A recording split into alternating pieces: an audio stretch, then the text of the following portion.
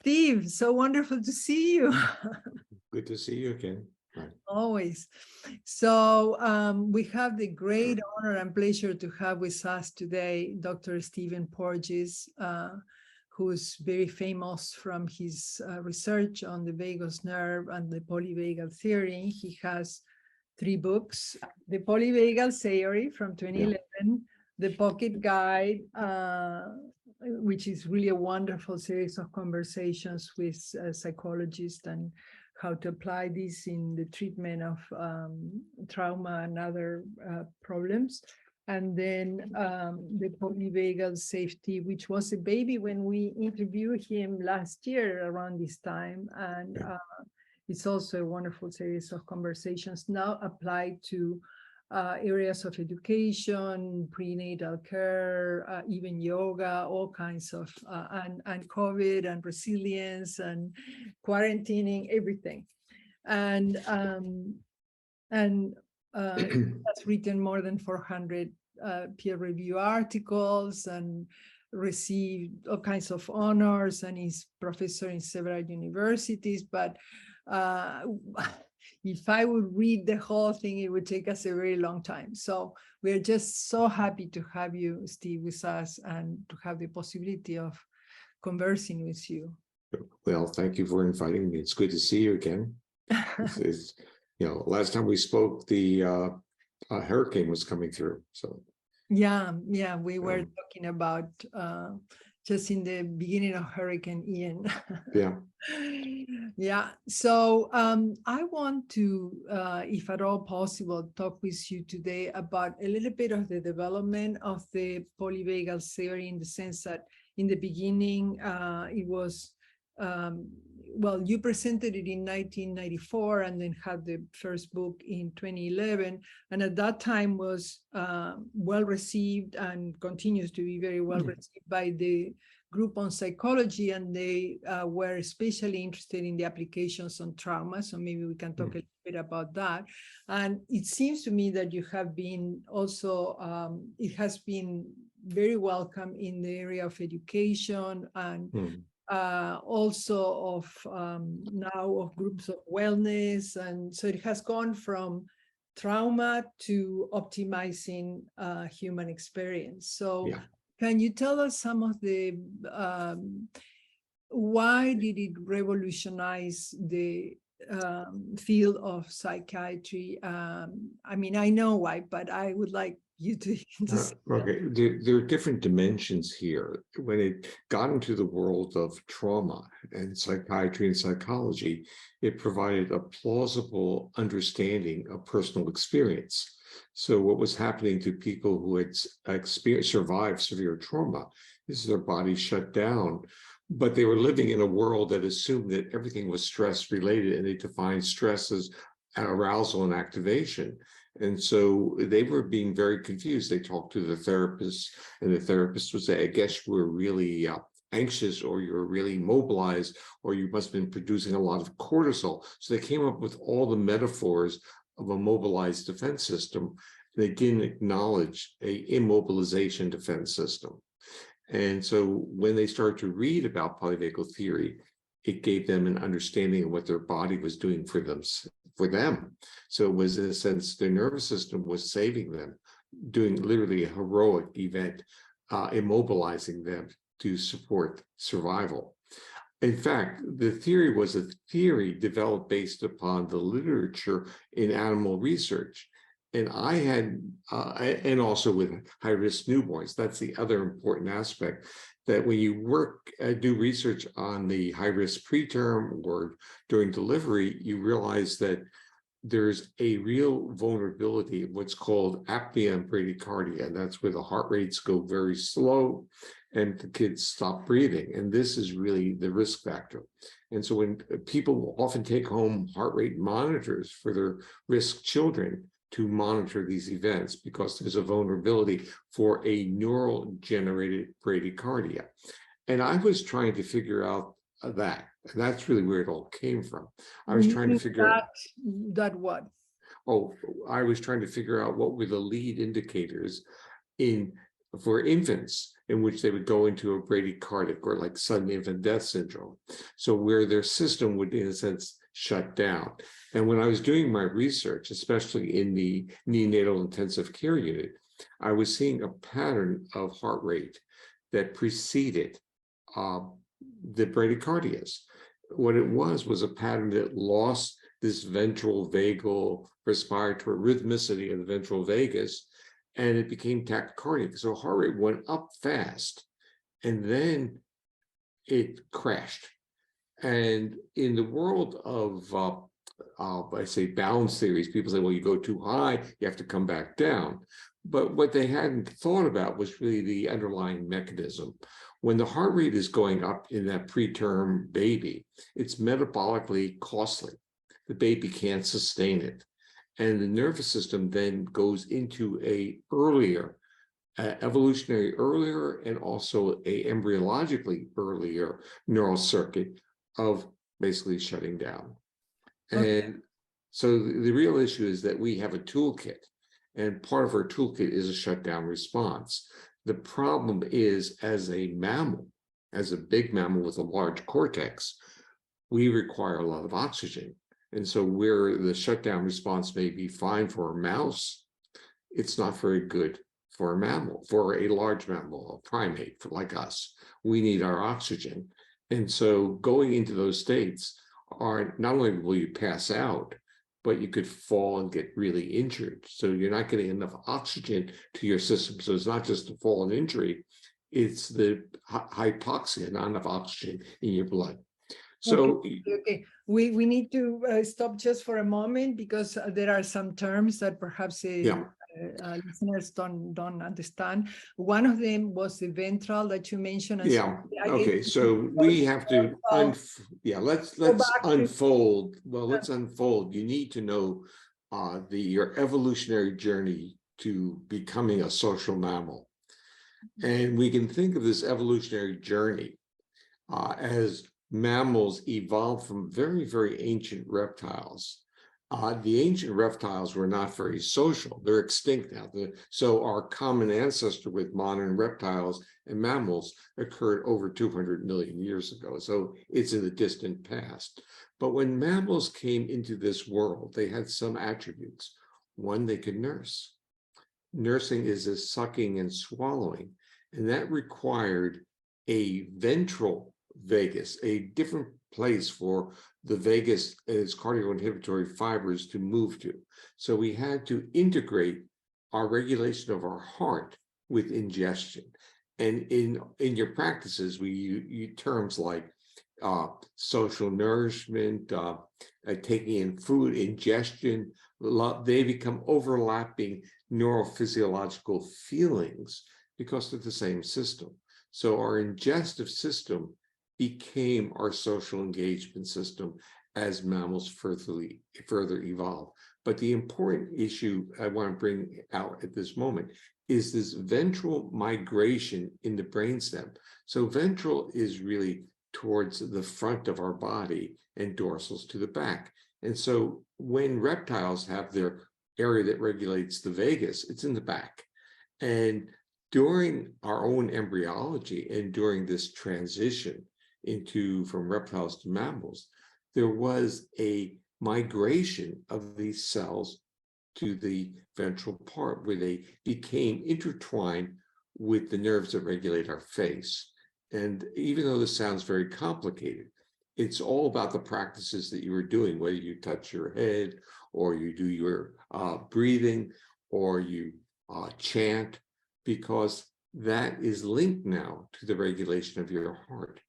And when we feel safe, it percolates up the sensory part of the vagus and affects the nerves regulating our face and our voice. So so the point of this whole journey is we are a species that is the product of a journey of ventral migration to become social. Now, the interesting part of that is, are we willing to claim our heritage, or do we basically neglect it? And that heritage is, as a species, we cannot maintain our health, our own homeostatic functions, without interacting with others. So Beautiful. we are a dependent species, like the baby that is born can't survive on itself. We're not like a turtle who comes out of the egg and scampers off into the sea. We're dependent, and we're dependent through our whole life. Now, we create substitutions, and some of those substitutions are pretty good, like people feel safe with dogs, but not with people. Dogs aren't bad, cats aren't bad, but snakes aren't very good, because they don't have the face, they don't have the voice, they don't have the same nervous system that we have, or similar to us. So I realized that we would also need to discuss just a tiny bit about the vagus nerve itself that starts at the brain stem, and then there are a pair of cranial. Yeah, well, we want to not really overemphasize the nerve itself. Okay. We want to basically think that the nerve is a wire. Now, wires are not intelligent. They don't carry much function. I mean, they go to things, they bring signal. They're basically, the vagus is the primary brain-body connection. That's all we really need to think about. It's part of our surveillance system of our body that goes up to our brain, and it's part of what our brain is doing to regulate our organs. And this is really going to touch into the world of what I am working on now, and that is to understand functional disorders. And this is something that I'm sure several people in this group have carried a diagnosis, like functional GI problems, which is one is irritable bowel, functional neurological. And what does that mean in a medical model? It means they can't find organic damage or disease. So they basically say, I don't know what it is, I'll give it a name. But they don't have a practice which, that's, by the way, what you're doing is really going at functional systems neuroregulatory. So functional disorders have no organic, meaning end organ damage. But medicine is all about tests of the organ, not about tests of the neuroregulation of the organ. And so when neuroregulation of the organ gets disrupted, you lose your ability to regulate health, growth, and restoration. So your end organs become vulnerable for disease. So the first reaction is this withdrawal of neuroregulation, and those are functional disorders. And the regular medicine was not able to do much about it. And then what I find very helpful and empowering since I discovered the polyvagal theory, one was what you were mentioning as a trauma survivor, suddenly understanding why my body didn't remember particular 2 days of my life. And then the other very hopeful and very much empowering was that, okay, now it becomes, I am part of my body is giving me signs, I can work with it, I can understand. And I'm going to come back just for a moment to the vagus nerve very shortly, in the sense of just sensing from the base of your brain to your colon, okay? Because we're talking about pathways in the previous class, and the person was talking about the gut, the heart, and the brain. And so the vagus nerve there, but then as you are mentioning or noticing us, is more about the physiology and the psychophysiology and how the states and the physiology totally interrelate, and then cause these symptoms that sometimes regular medicine doesn't know. Well, regular medicine, basically, when I lecture in medical schools, they weren't taught this. That's not what they were taught. They were taught about an autonomic nervous system the way it was taught in 1920. And that was really structure. And so they know their organs, and they know the organs are connected. The interesting question is, when you deal with a physician's internal medicine, you just ask them what's the role of the nervous system in regulating whatever organ is their specialty. They may acknowledge it, but they won't be able to give you much of a clue. But that neuroregulation is that missing link between, quote, stress, anxiety, trauma, and the manifestation of those states in our body. And you actually mentioned the magic word. The magic word was state. So polyvagal theory is not about damaged organs. It's about a nervous system that shifts state from a state that supports homeostasis to, which means health, growth, and restoration, to a state that supports defense. It could be defense, fight, flight. It could be defense dissociative. It could be defense shutting down and withdrawing. But those are defensive modes. And our body, we are a social species when we are safe. So when we are safe, our homeostatic, our body works.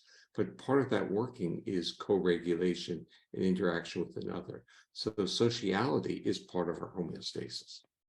I love that part because it also reminds us of our that we have evolved to develop pro-social behavior and to move together forward, which is something that our world is needing so much right now. And caring for each other, assisting each other already is very beneficial for us, you know, because it's just like we are like mirrors.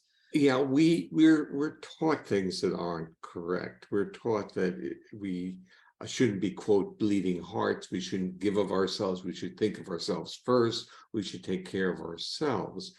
And that misses the point of our evolutionary heritage. Our evolutionary heritage is that through connection and co-regulation, we thrive.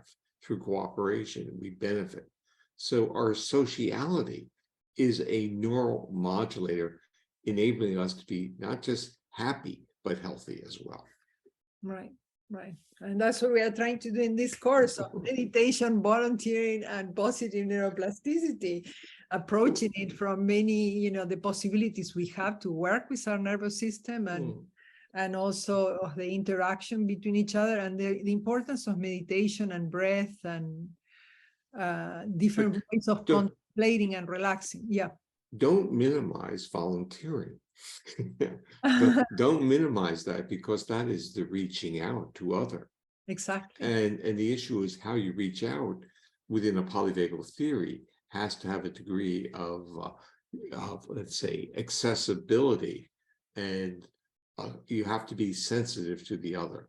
So giving to another and making them feel that you are giving to them because you see them as disadvantaged is not giving at all.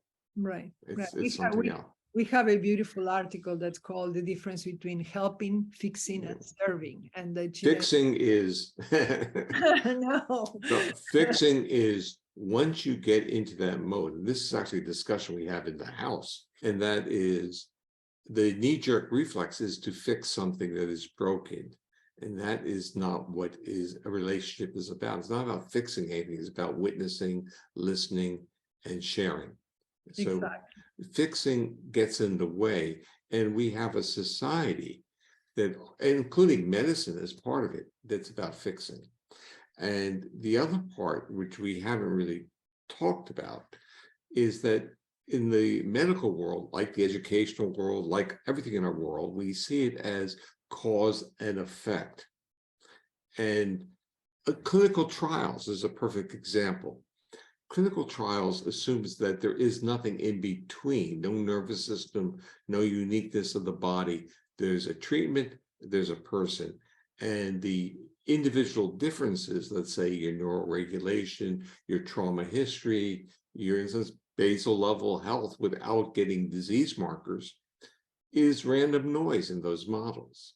And the real part is that they are intervening variables. That's a fuzzy word. It means that whatever the state of your nervous system is, it affects how these treatments work.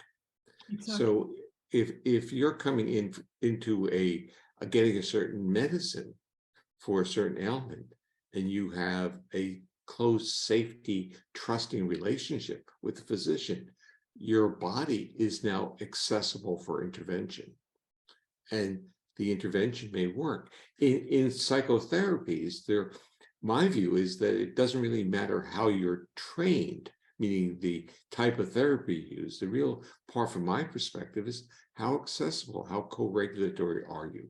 So there are master therapists, and getting a manual, or what we would call in the trade, manualized treatments, don't work, or not effective, or as effective. Some things are extremely powerful and they do have some effect. But if you want to optimize the effect, be a co-regulator, be accessible to whoever you're working with.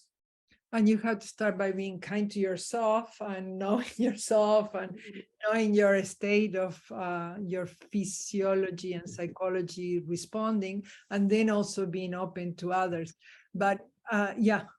Well, let me add to that, and that is the word of honoring and respecting, meaning that there are days when you're not accessible. There are days when you feel bad.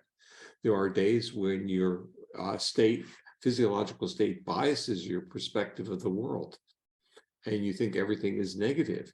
That's all being broadcast from your body, in your face, in your voice, in your gesture. That impacts on others. So you can feel bad. I'm looking at you directly. You can feel bad, but you still have a responsibility that you feel bad. So understand that your feeling bad can project and be broadcast to others who will then feel bad. Right. In which case, take a little break, go for a walk, go in nature, and nature, it's a big mama. Use the Well, toolkit. calm down. Use the toolkit that you're teaching. Use the toolkit. It can be as simple as a moment. That's right. A moment of feeling your own body, a moment of slow exhalation, a moment of even just touching. So you find you have boundaries, you exist. Smiling is super good. And I learned from you also yawning. Well, and chanting. yeah. Right? Those are simple, more or less simple. Yeah. But so is talking. So often people, when they are kind of anxious and want to talk to someone, they become overwhelming to the other person. And if the other person wants them to stop their chatter, their anxious chatter, it's not by dismissing them or looking uninterested. Look very interested, and then it will slow up. Be accessible, and it will calm them down. The issue is that when we start broadcasting our own threat reactions, we end up basically pushing the other person away. The person is human also, and they'll react. Great.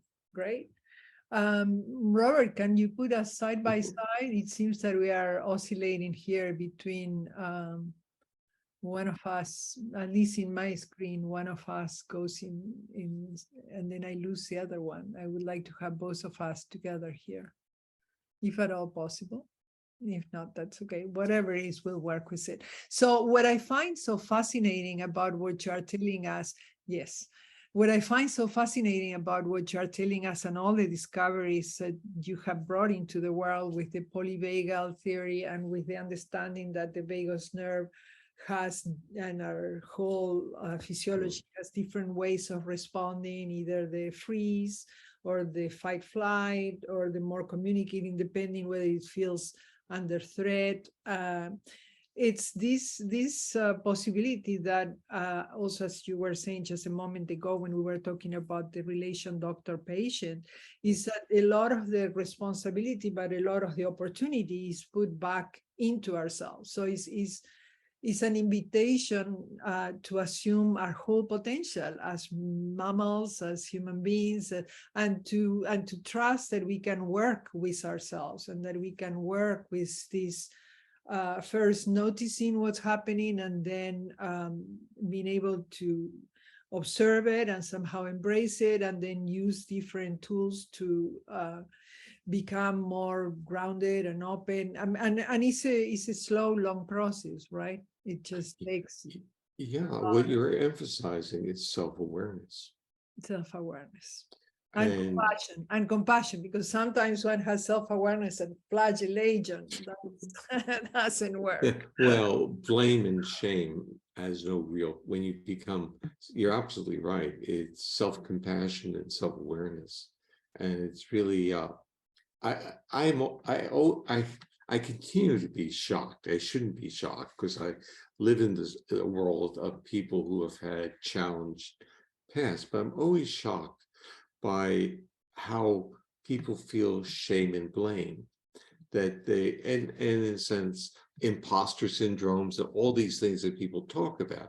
They, in a sense, they're so uncomfortable in their body that they can't even be in their body. So they're projecting something that is not who they are. And I think what the toolkit that you've been teaching and the toolkit that Polyvagal Theory shines a spotlight on is really what's strategy for us to come home to ourselves.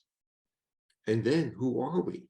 And this is what I start talking about frequently, that is claiming our phylogenetic heritage, claiming this sociality, seeing sociality as this neuromodulator. We don't need vagal nerve stimulators. We need sociality. We need to interact with people.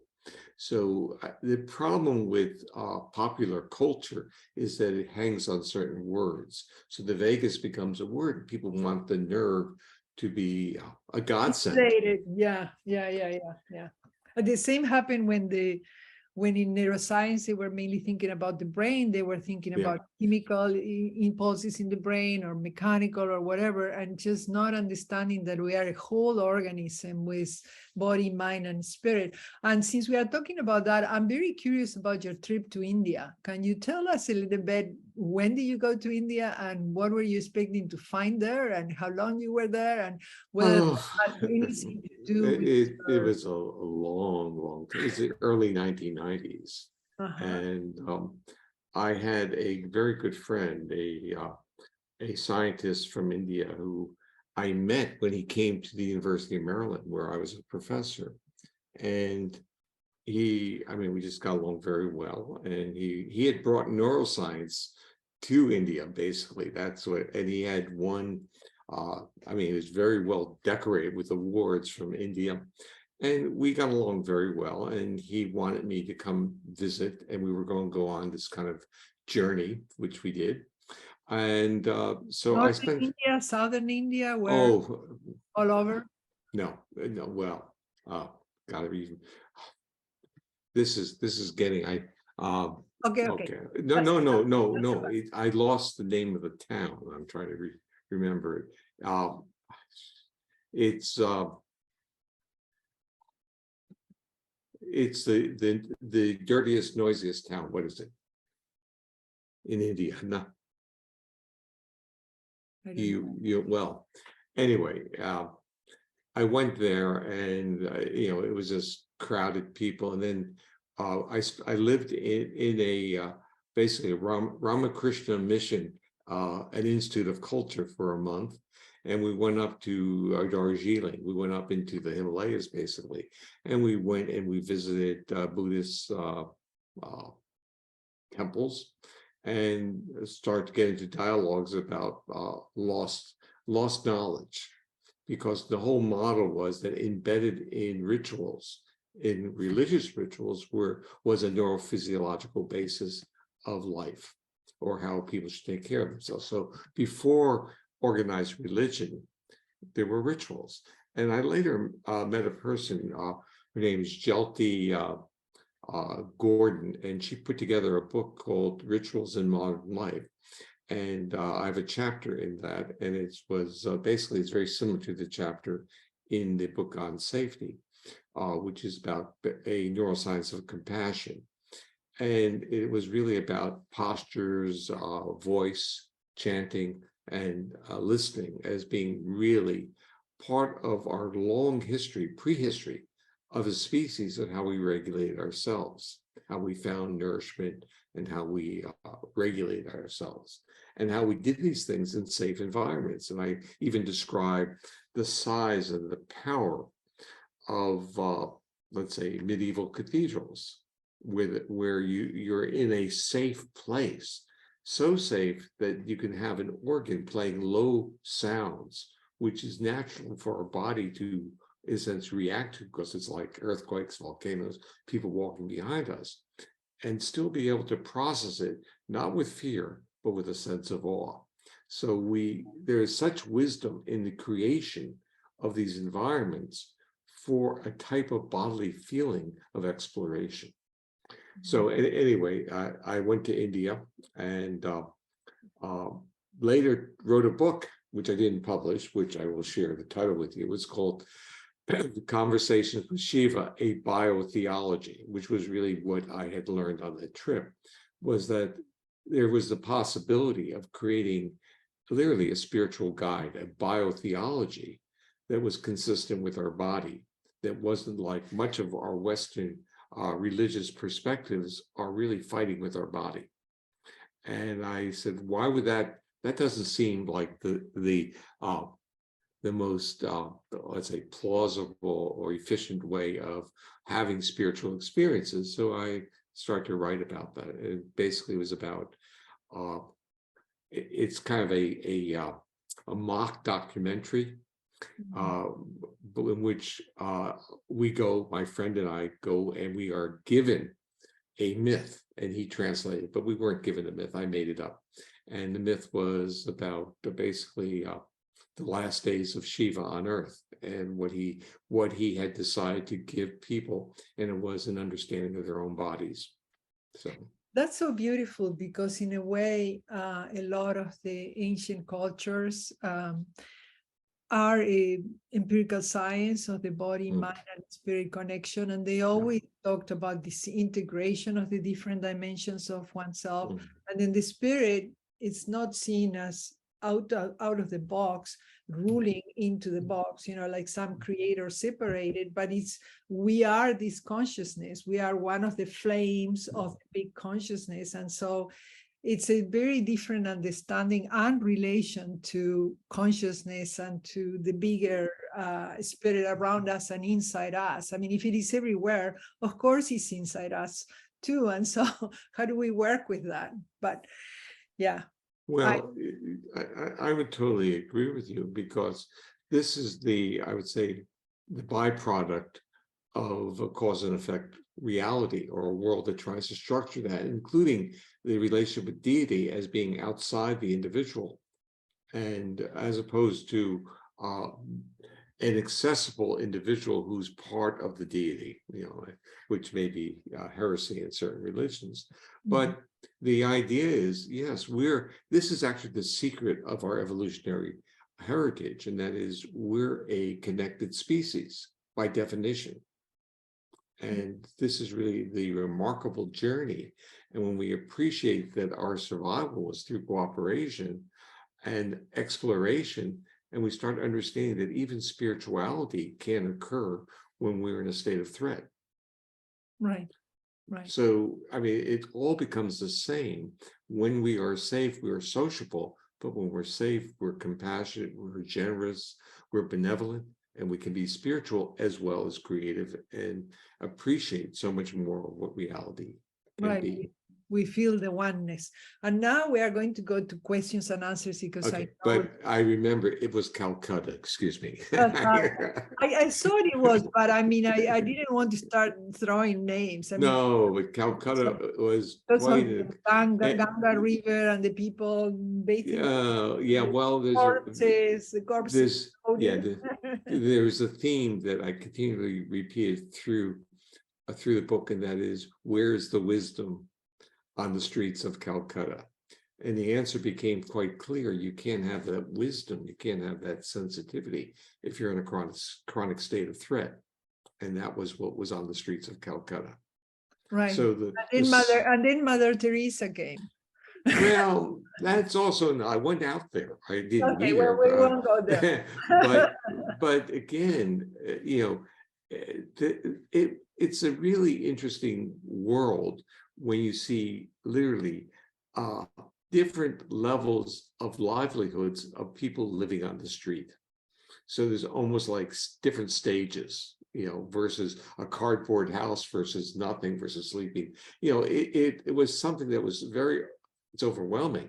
And then it was the first time in my life that I was physically so different than the people around me, which made me a target, and I was not used to that. A target for asking for money or whatever. Yeah, and that is transformative. Hordes of children, that's transformative in how you react to people. So, it starts off with benevolence and generosity, and then it becomes survival. Your body goes into that state, and it's very revealing, because it triggered in me this ability that I didn't know was there, that where people are no longer people. And I think that becomes a secret of how the world has fashioned itself by breaking the connectedness amongst people. We think of some as not equal. Therefore, they are not us. We create all these convoluted views, what they really are. And it's really, it's sad to get triggered into that state and not have as the resources to step back and to try to understand that that's not the feelings we should have about humanity. I'm in awe at this conversation we're having, Steve, because it just reveals so much behind the polyvagal theory and the psychophysiology and the understanding of the different states of the nervous system. And I will sacrifice continuing talking to you personally, but I want to invite also the questions from our group. Billy, can you help me a little bit with some of these questions? I'll start with one. Any tips for supporting co-regulation, our tone of voice, our posture? I think you mentioned could be helpful. Let me say that the best cues of signals for co-regulation are, it says, the true signals, how you feel. That if you try to fake it, it may not work. So there's a degree of authenticity that is very critical for our bodies. Our bodies seem to detect it. So when you're not feeling resourced enough to be accessible and engaging, a person who is, in a sense, risk aversive will not have the accessibility to welcome your attempts to engage them. So realize that the people are sensitive.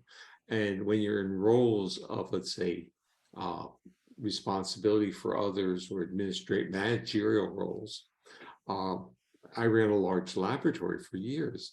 And if it was a bad day for me, actually, it took me a few decades to realize if it was a bad day, meaning about grant money or article publications or arguments with the chair, I had to, in a sense, tell my staff that not to overread my cues.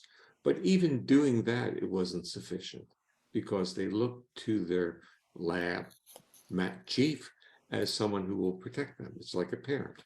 Or when I was a department chair, the same thing. People will overreact to your cues. They'll make something out of it. So there is like a tango here because the other person is already in threat or alert, and then you are perhaps not having the capacity to, we are in a capacity to embrace them, then what to do? Yeah, well, it becomes, I really enjoy this segment of my life because I can just be accessible. It's just, if I'm in public, I can be accessible.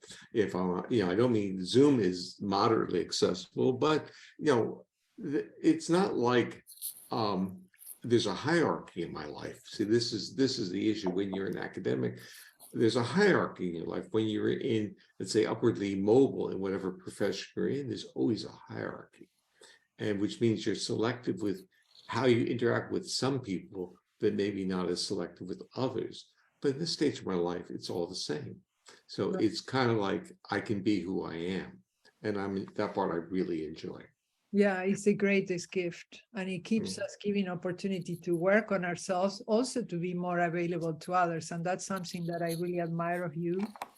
Because although everyone is asking you to participate here and there, you are always, accessible and very spontaneous and authentic. So I really appreciate that. Well, you're special. So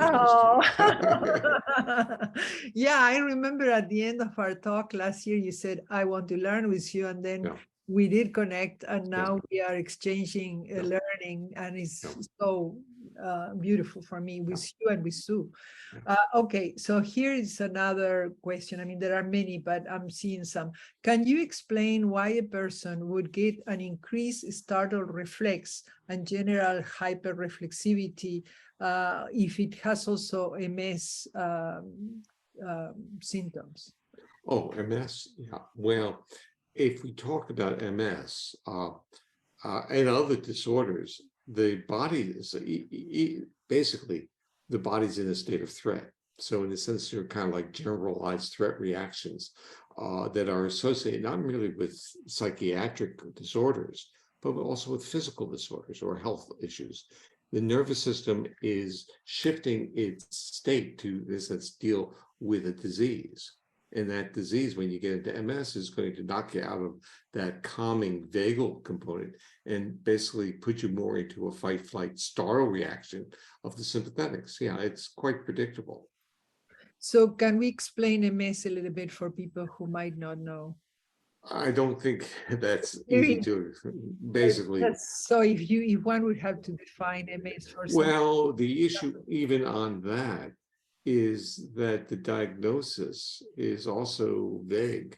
And so there are people who carry that and carry other disorders like Ehlers-Danlos. They may get that diagnosis from one person, MS from another. It doesn't have the specificity of it. And even when we get into things like Parkinson's, it's some of the same issues. There are functional changes that now they have a name for it.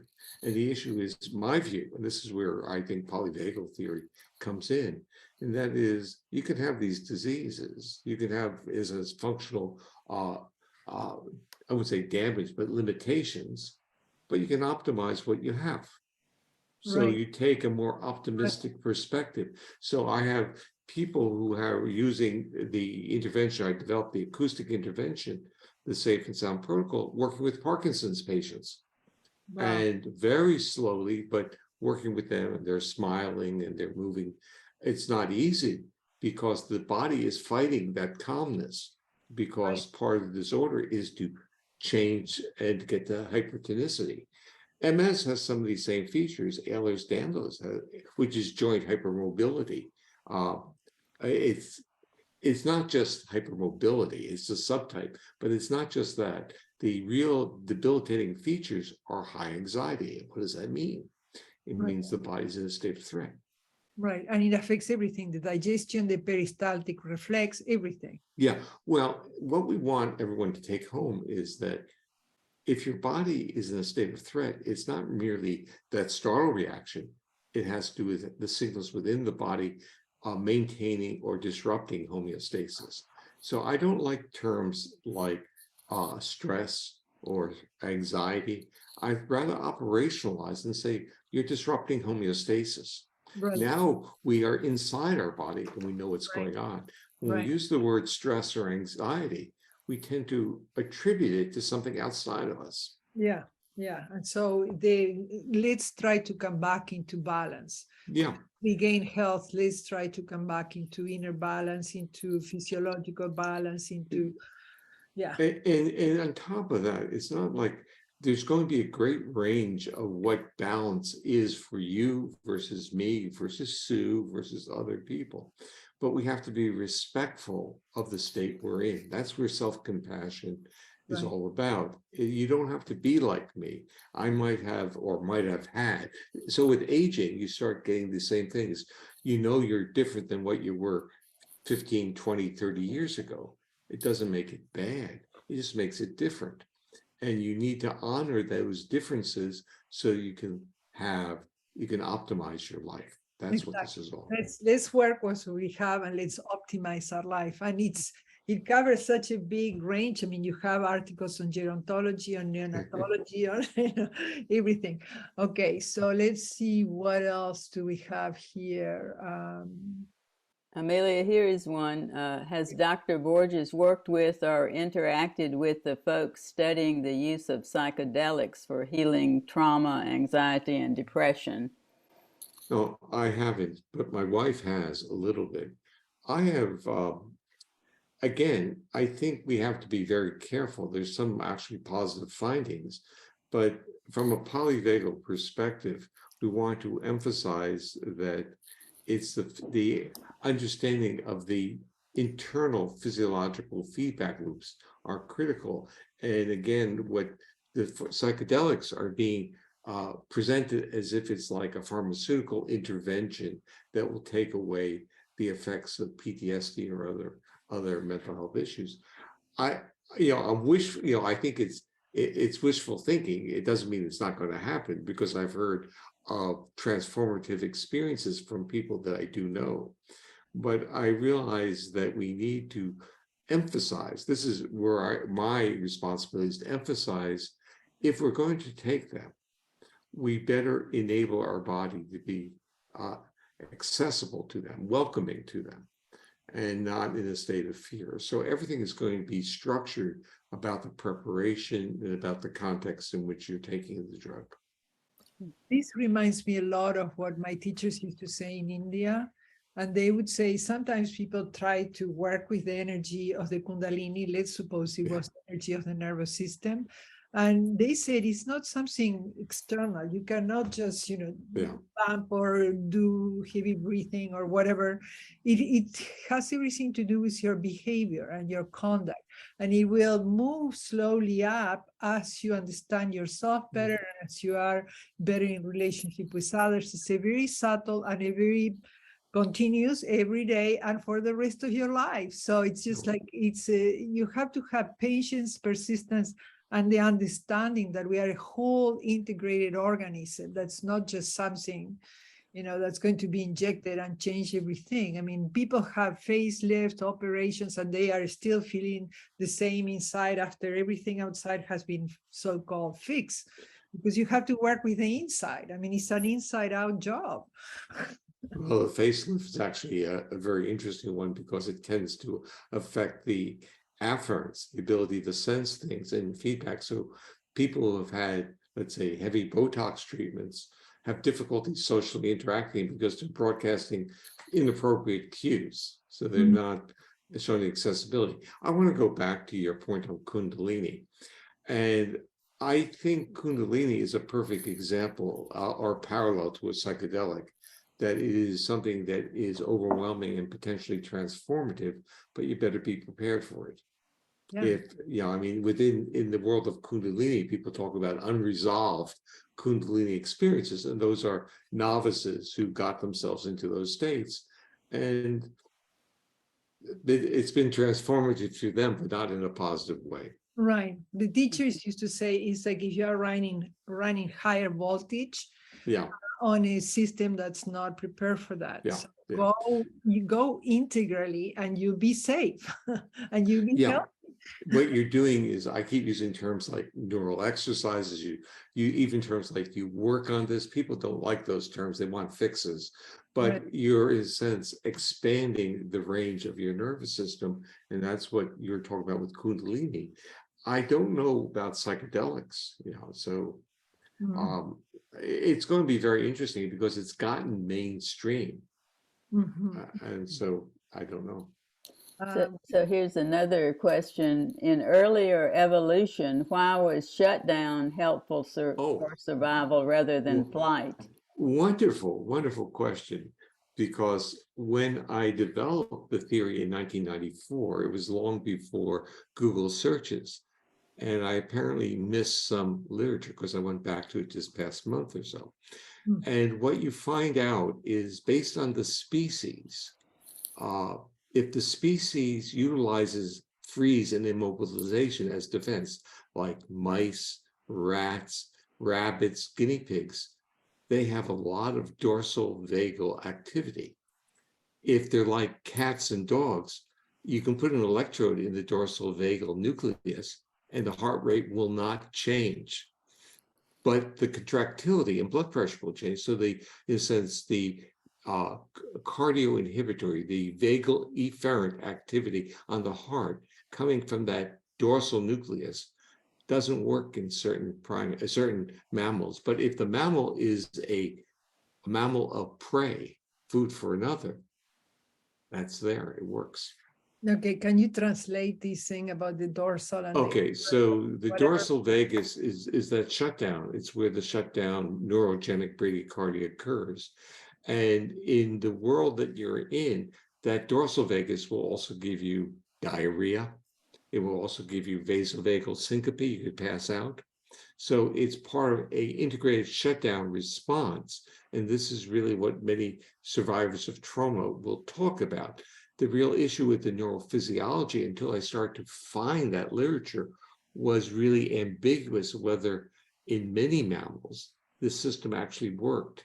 And what I think is also happening is that during, let's say, perinatal or developmental sequences, like a lot of, if we look at early childhood trauma, a lot of people who have, let's say, retuned autonomic nervous system, it's not about something that's occurring today. It may have occurred when they were very young.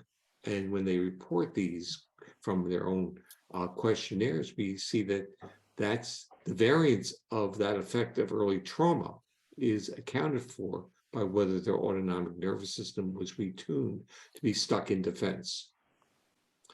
Okay, and we have a hand here from Alan, who is wanting to ask something. He spends a lot of time in nature, and I think for some reason. Alan. Yeah, thank you. And I just wanted to thank you for a great talk today. I watched last year's talk by you, and I was this one was equally as good, but in different directions. So thank you. My question, and it actually segues neatly onto what you were talking about, is early childhood trauma or even childhood trauma, especially in the context of an unsafe home. And from what I understand, you're talking about that calming influence of the vagal, the ventral vagal nerve is not really in effect, and you're sort of stuck in this panic mode. And what would you suggest that someone do to address that? Well, that's a very good question, as you know, and the answer is it starts first with understanding what's going on inside you. So there's a degree of awareness, and then the next one is the appreciation of those states that may appear to be disruptive to you. So you need to, not necessarily you, one needs to honor the experience.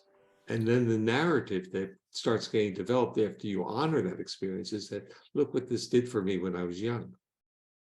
And in a way, you're welcoming that experience, but you're changing the narrative. And so you're breaking the link of that physiological state with all those feelings of vulnerability. And that's what good trauma-informed therapies are about. They're about separating the feelings from the story and giving respect and honor to the feelings, because the feelings are physiological. Our interpretation is the elaboration, the narrative, the meaning, the story. That's what gets us stuck. Okay. And I just, when you were talking about vacuum cleaners and loud noises and all that, I'm like, whoa, Well, check all those boxes. Okay, let's focus on that. That is a body that is, in a sense, you would say, in hyper alert. And from my terminology, it's the downregulation of attributes of the social engagement system, which is basically when that vagus moved ventrally, it got intertwined with the nerves that regulate the muscles of the face and head, including the middle ear muscles. So when you lose that neural tone to the middle ear muscles, it's because you're usually in a state of hypervigilance. And if you look at people's faces when they're in a state of hypervigilance, flat affect. If you listen to their voices, intonation disappears. Their voices lack the prosodic intonation that would be calming. So the whole system works together, and we can see it on different levels. So if you're checking, then you need to take some more, let's say, deep abdominal breaths, slow exhalations. You need to go into nature and listen. You need to inhale through the nose, which I'm sure you've been trained on, and basically allow the exhalation to come out very slowly, because when you exhale slowly, you're literally giving permission for the ventral vagus to do its job. And if you do reverse it, in a sense, inhale slowly and exhale rapidly, that's what we call hyperventilation. You're turning off the vagus and getting yourself really riled up. And if you look at anxious people, or if you've ever been in an argument, and I'm sure everyone's been in an argument sometime with someone, watch how the person who's arguing with you is breathing. It's always going to be short exhalations, and they're going to be taking in, they're going to extend the inhalations to get that anxiety because they want the energy to fight. Not, I should say, want. Their nervous system is preparing them to fight. So I got to always be careful about the intentionality. But the nervous system literally has its own, has a mind of its own. We can use that. And the nervous system is trying to save you, even if that saving is to fight and hurt the hand that is trying to support you. Thank you so much. Yeah, and that's what I find so beautiful about the polyvagal as a neuroscience of compassion. That's total compassion for ourselves, for our situation, for the person in front of us. And yes, thank you so much, Steve. I mean, when you come, it's always such a gift. We are very thankful you gave us. Well, you're quite well. I'm losing my prosody. You see, I think what's going on? and when I lose it, there goes my accessibility. So then the talk won't work. Well, I know that you have another meeting just right after this. Yeah. Thank you so much, and happy Yom Kippur, and Thank you. be well. Thank you very much. Good to see you, and listen, nice to meet your group. Yes. Take some slow exhalations, feel it in your abdomen, let the air come out, and as you do that, feel welcoming to others and accessible to the world. Gracias. Thank you. Bye-bye. Bye-bye. Bye.